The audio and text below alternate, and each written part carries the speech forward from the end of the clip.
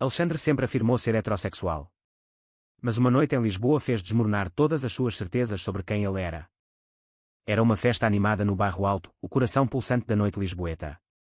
O apartamento de Miguel, o seu melhor amigo desde os tempos da faculdade em Coimbra, estava repleto de risos, música fado moderna e o aroma de petiscos portugueses, queijo da serra, chouriço assado e vinho verde fresco. Alexandre, com 32 anos, arquiteto de sucesso num estúdio perto da Praça do Comércio, tinha vindo com a namorada Sofia, mas ela partira cedo por causa de um compromisso de trabalho em Sintra. Miguel, 30 anos, designer gráfico que trabalhava em casa e era abertamente gay, servia os copos com aquele sorriso calmo que escondia anos de cumplicidade. A conversa começou inocente, como sempre. Sentados no pequeno terraço que dava para as ruas estreitas iluminadas por lanternas coloridas, falavam de projetos, de sonhos adiados, da vida que corria demasiado depressa. Tu sempre foste o tipo certo, Alex, com a vida planeada, o casamento, a casa no campo um dia, disse Miguel, os olhos castanhos fixos nele sob a luz suave das lâmpadas de rua. A chuva miúda batia nas telhas antigas, criando um véu íntimo apesar da multidão lá dentro. Alexandre sentiu um calor estranho no peito, algo que atribuía ao vinho e ao cansaço da semana. Mas quando os amigos saíram pouco a pouco e ficaram só os dois, a conversa virou para o coração. Miguel confessou a solidão que carregava, a busca por alguém que entendesse sem julgar. Alexandre, sem pensar duas vezes, abraçou-o com força. O momento estendeu-se. Os lábios encontraram-se num beijo suave, cheio de ternura e surpresa, como se o mundo tivesse parado só para eles. Não foi planeado, não foi forçado, foi simplesmente real. Na manhã seguinte, Alexandre acordou no sofá, o coração acelerado como se tivesse corrido uma maratona. A luz cinzenta de outubro entrava pelas janelas antigas. Isto não aconteceu, murmurou para si mesmo, levantando-se rapidamente e arrumando a camisa amarrotada. Miguel dormia no quarto ao lado, o rosto sereno, o cabelo escuro espalhado na almofada. Alexandre saiu sem fazer barulho, o pânico crescendo no peito como uma onda no Tejo. Como podia ele, que namorara mulheres durante 10 anos, que planeava pedir Sofia em casamento no próximo Natal, sentir aquele formigueiro, aquela paz inexplicável? A caminhada pela rua da bica abaixo, com o elétrico amarelo passando a tilintar, parecia um sonho mau do qual não conseguia acordar. Ligou para a mãe em Évora, a voz trêmula disfarçada de cansaço. Tudo bem, filho? A voz está estranha, perguntou ela com o sotaque alentejano quente. Sim, mãe, só o trabalho. Manda um beijo ao pai. Mas nada estava bem. Os dias seguintes foram de pura evasão. Evitava as mensagens de Miguel, estás bem?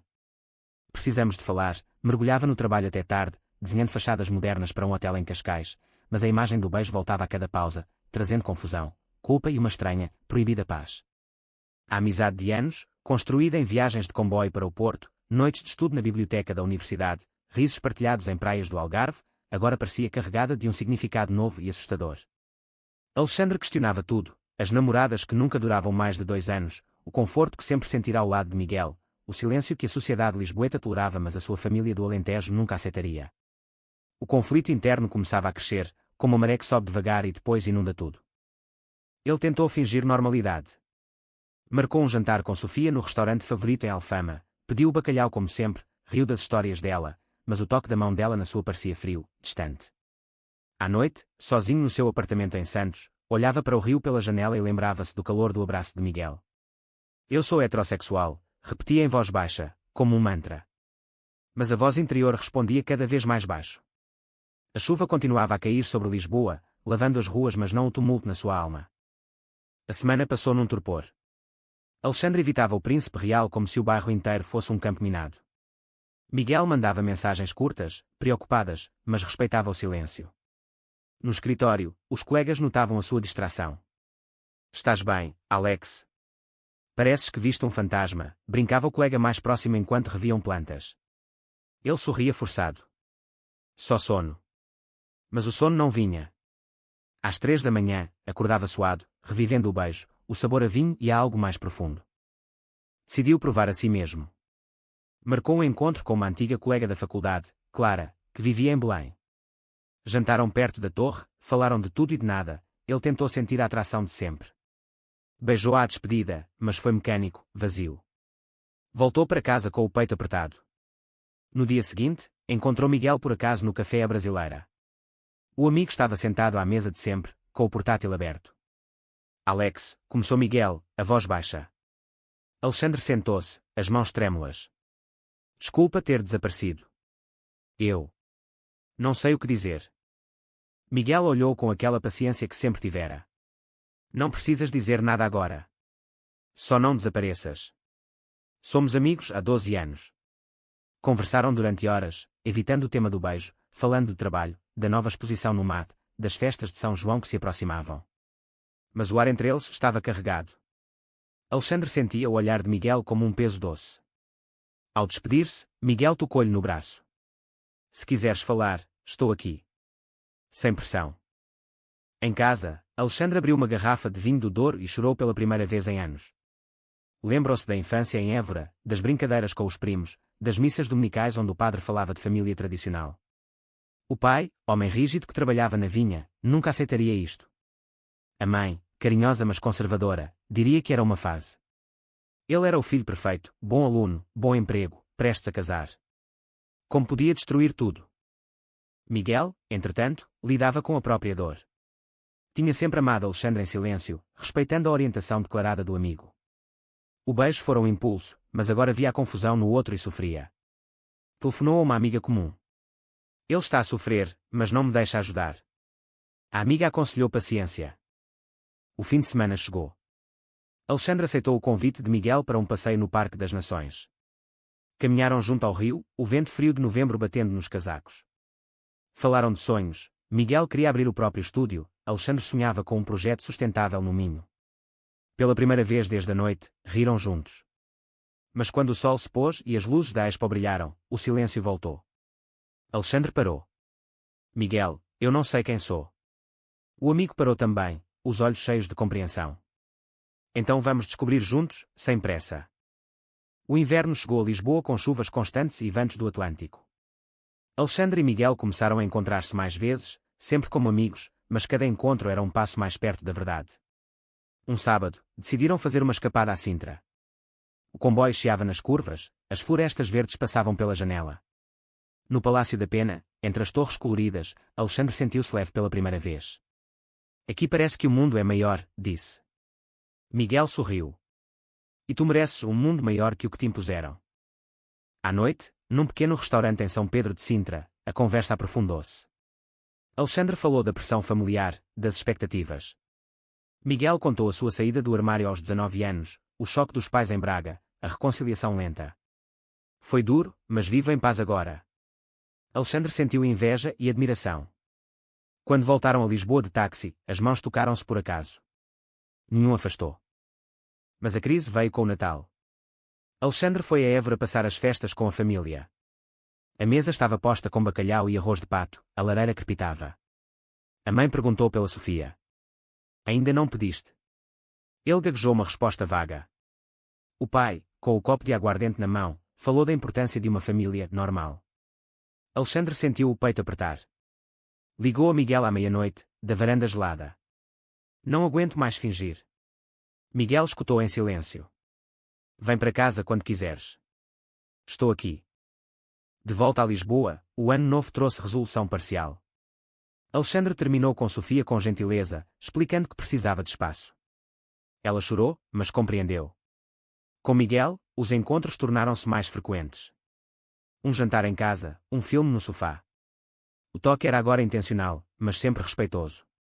Alexandre sentia o coração abrir-se, mas o medo permanecia. E se for só uma fase? Perguntava. Miguel respondia com paciência. Então vivemos a fase com verdade. O conflito interno de Alexandre atingiu o pico numa reunião familiar em Lisboa.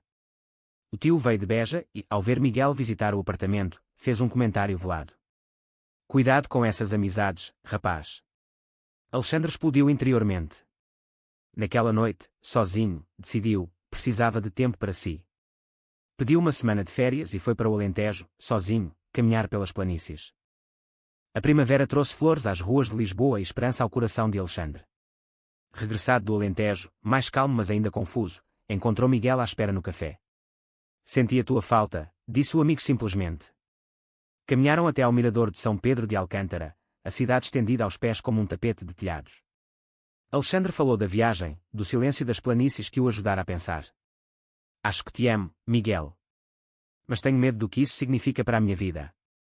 Miguel segurou-lhe a mão. Eu sei. Amo-te há anos. Podemos ir devagar. Começaram a construir algo novo, passeios no jardim botânico, jantares em casa com música baixa, conversas até de madrugada. Alexandre sentia-se vivo, mas o mundo exterior pressionava. No trabalho, um colega gay foi promovido e ouviu comentários sussurrados. Alexandre defendeu-o publicamente, pela primeira vez. O teste veio quando a família decidiu visitar Lisboa para o seu aniversário. O pai e a mãe ficaram no apartamento. Miguel ficou afastado por respeito. Mas numa tarde, o pai viu uma mensagem no telemóvel de Alexandre. Quem é este Miguel que te manda beijos? A discussão foi dura. Não criámos um filho assim, gritou o pai. A mãe chorou. Alexandre saiu de casa devastado, caminhando sem destino até ao cais do Sodré. Miguel encontrou-o lá, abraçou-o em silêncio. Os dias seguintes foram de silêncio familiar. Alexandre mergulhou no trabalho, mas o coração doía. Miguel ofereceu apoio constante, sem exigir nada. Uma noite, no terraço onde tudo começara, Alexandre chorou nos braços dele, não quer perder a família. Miguel respondeu, talvez não percas. Talvez ganhes a ti mesmo.